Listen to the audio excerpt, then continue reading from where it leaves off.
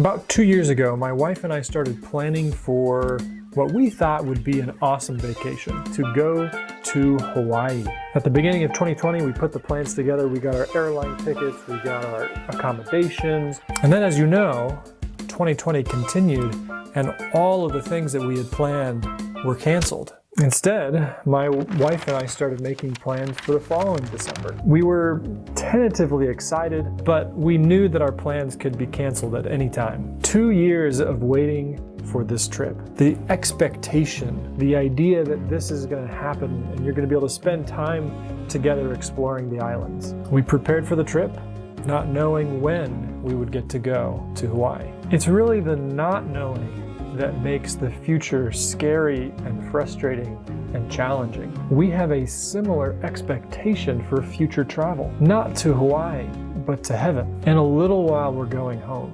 Soon, we're almost there.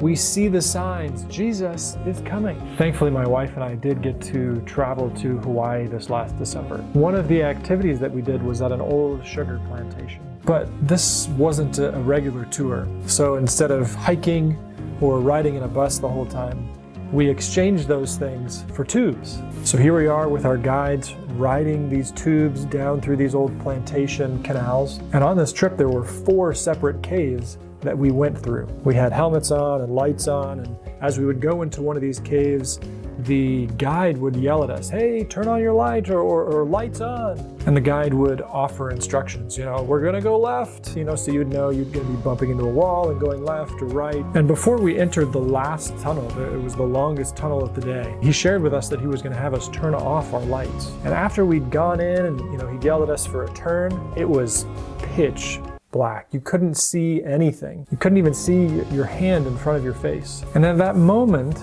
it could be very easy to focus on the darkness and not even realize that you're still actually progressing. You're still actually moving through the tunnel. In fact, our guide, even before he went into this tunnel, shared with us this phenomenon, that when it's dark and your senses aren't really working and you can't see anything, your mind tells you that you're not moving. But he just assured us, hey, if you feel like you're not moving, you still are. You're not stuck. The water's still pushing you down through this tunnel. And if it wasn't for our guide telling us what it was like to be in the darkness, I may have thought that I was stuck, that I wasn't moving. But despite the darkness, despite not being able to see anything, we were still making progress through the tunnel and towards the light.